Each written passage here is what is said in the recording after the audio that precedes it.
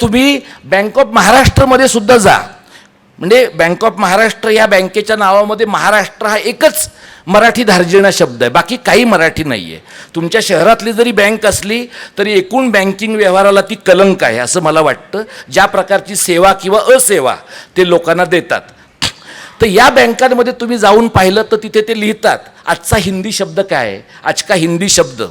आता आज का हिंदी शब्द लिहिण्याची जबाबदारी बँक ऑफ महाराष्ट्राची आहे का, तर नाही आहे.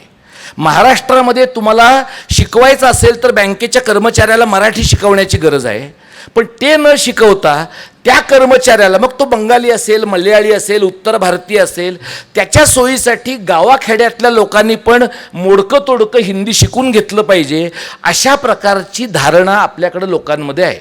हे आकाशवाणीत आहे, हे दूरदर्शनमध्ये आहे. तुम्ही कुठेही आकाशवाणी दूरदर्शनमध्ये कुठेही जा, काम करणारे लोक आपले आहेत, पण सगळे वरचे बॉस उत्तर भारत, UP, बिहार आणि या राज्यांमधले आहेत.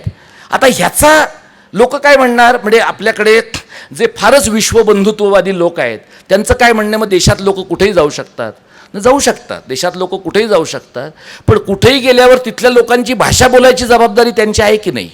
म्हणजे तुम्ही अधिकारी असाल, तुम्ही रिक्षावाले असाल, तुम्ही कोणी असाल, म्हणजे आम्ही देशात कुठेही जाऊ, तिथं असलेल्या लोकांवर शिरजोरी करू, त्यांची भाषा बोलणार पण नाही आणि जणू काही आम्ही त्यांचे मालकच आहोत, अशा प्रकारच्या धारणेनं वागू.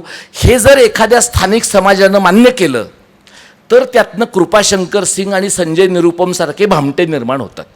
हे आमचे मुंबईचे भामटे आहेत. तुमच्या शहरातले काय आहेत तुम्हाला माहिती आहे, ते तुम्ही पाहून घ्या. प्रत्येक जिल्ह्यामध्ये असा एक तरी परप्रांतीय भामटा असतो जो गणेशोत्सवाचा पुरस्कर्ता आहे, ज्याचे फोटो तुमच्या शहरामध्ये सुद्धा लागलेले असतील. तर हे तुमचे शोध तुम्ही घ्या. पुण्यातल्या लोकांच्या शोधाचं काम मी करण्याचं कारण नाही आहे.